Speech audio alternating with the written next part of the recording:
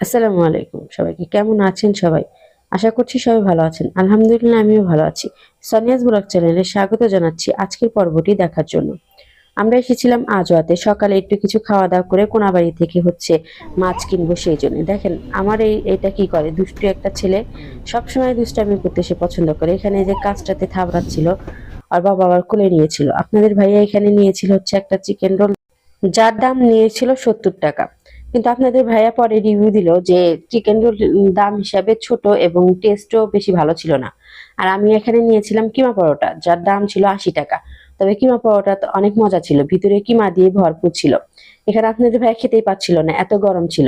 মনে হয় আস্তে আস্তে খাও, সমস্যা নেই, কারণ আমি খাবো সেই জন্য সে গরমটা খুব পেরে পেরে খাচ্ছিল। কারণ আমি খাবো পরে আমি যদি ঠান্ডাটা পাই সেই জন্য। তবে আপনাদের ভাইয়া কিন্তু পরোটার রিভিউটা ভালো দিয়েছিল। যেহেতু বাচ্চা আছে সেহেতু একজন ধরতে হয় একজন খেতে হয়, সেজন্য উনি আগে খেয়ে নিচ্ছিল, আমি পরে খাচ্ছিলাম।